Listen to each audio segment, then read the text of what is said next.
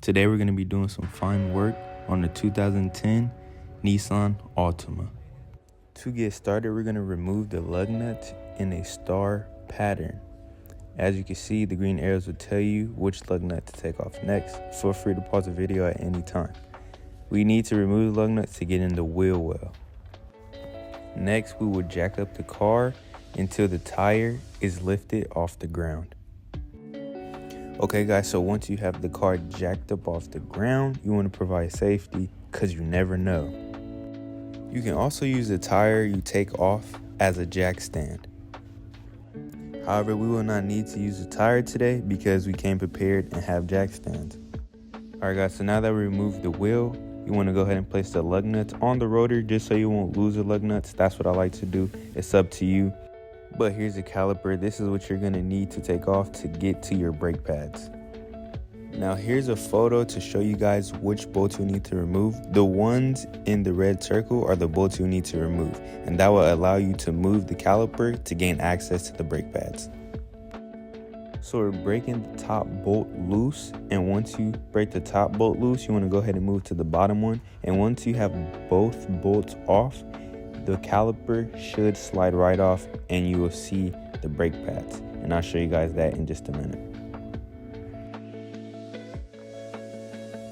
So as you can see, I'm starting to remove the caliper, and as I'm removing the caliper, you can start seeing the brake pads. And keep in mind guys, the brake line is fragile, so just be careful removing the caliper. And before we remove both brake pads, I just want to show you guys a local shop in the LA County area. If you guys live in the LA County area, they're called Clark's. They're on Bellflower. Very affordable guys, and the parts are decent. So just want to go to check them out. The brake pads are pretty good. I've been buying parts for them from a while. This isn't a paid sponsorship or anything like that. I just want to let you guys know, parts are very expensive now, so just want to help out.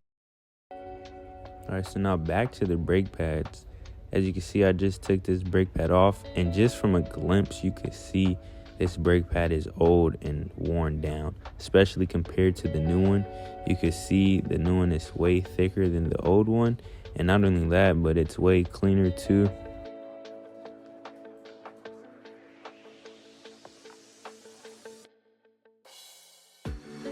Alright, so now you're going to want to place something under your brake pads because it's going to get a little messy with brake clean. You want to spray the caliper area and the area where the brake pads were just to clean it up a bit, and also remove the hardware, which I'll show you how to do in a minute.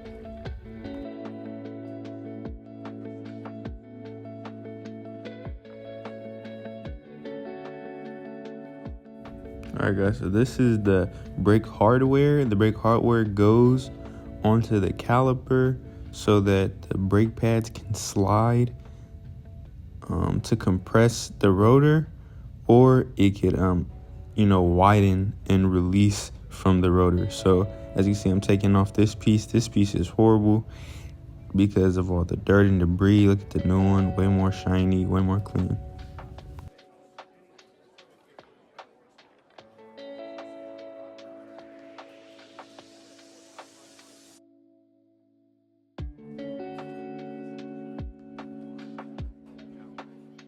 Usually you'll want to get a metal brush and brush in those little divots here. I'll use arrows to show you guys.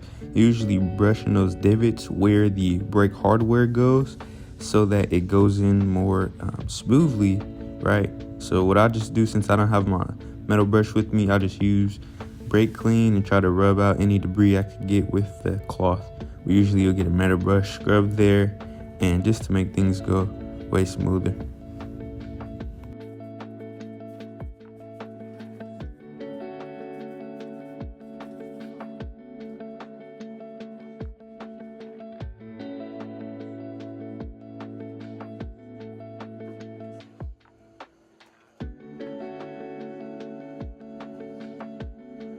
Alright, so now I'm going to go ahead and put the brake hardware on, and it's really not that hard. It's literally just putting a piece in. It's like a puzzle, just clipping the piece in. Now some may be difficult, more expensive cars. However, this is simple. You will put the brake hardware into the little give there, and you will get some grease and apply in the give. Don't apply on the rotor or anything like that. That will be really bad because that will allow your rotor to be slippery and not allow the brakes to apply resistance on it. So what you want to do is just apply grease onto the little brake hardware only, so that the brake has an easier time sliding back and forth.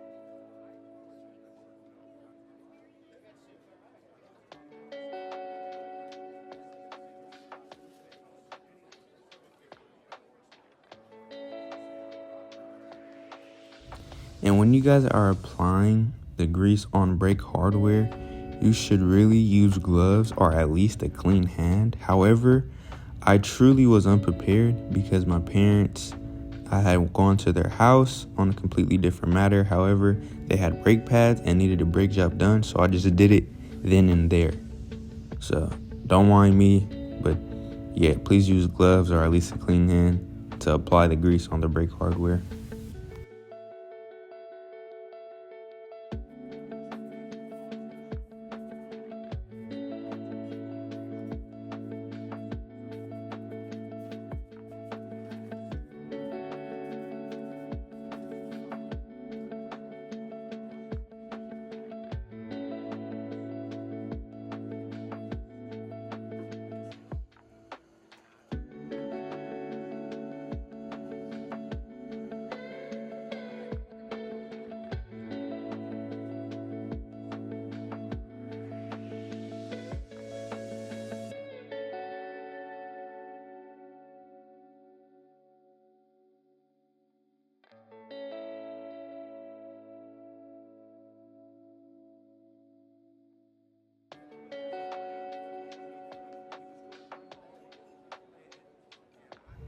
Now we finally get to apply the brakes. Now this is a fairly simple feat, right? You just got to put the brake pads in the correct way.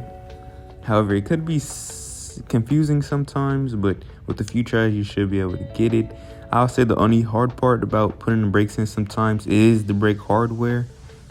If I find any tips or tricks on how to get the brake pads in easier, I'll for sure share that with you guys. But for now, we just gotta, try our best to slide them in between both the brake hardwares, the top one and the bottom one, and apply the brake pad on the rotor, as I did right here. All right, guys, so this is a very important step. You want to go ahead and apply pressure to push the piston back into the caliper. So this part that I'm pointing at right now on my finger, you could see the brake fluid comes out and pushes that piston out. That's when you press your foot on the brakes. This piston is what pushes the brake pads to come out and close onto the rotor. So when you're doing a brake job, this stays out. So you wouldn't be able to push this back in. So it fits back into it fits back over the brake pad. So as you can see, it's getting smaller and getting pushed back into the housing there. And when you apply brakes later, you're gonna feel it's gonna be loose at first. However, when you keep pressing on the brakes, you'll eventually feel it harden or stiffen, and that is because the piston has gone back out and pushed onto the new brake pads. Now, once you've done that, once you've compress the piston back into the housing. Next, you just want to put everything back how you found it. So now you want to put the caliper back in place, align it with the caliper pin, and then you just want to screw those back in. I like to start from the bottom one. It's just easier for me that way, and then work your way up to the top one.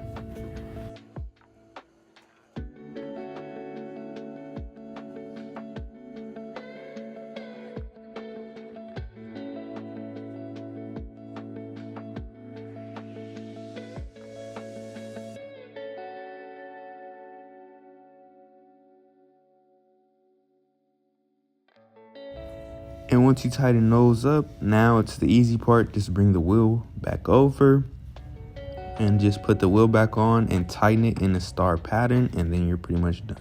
Enjoy you guys' day.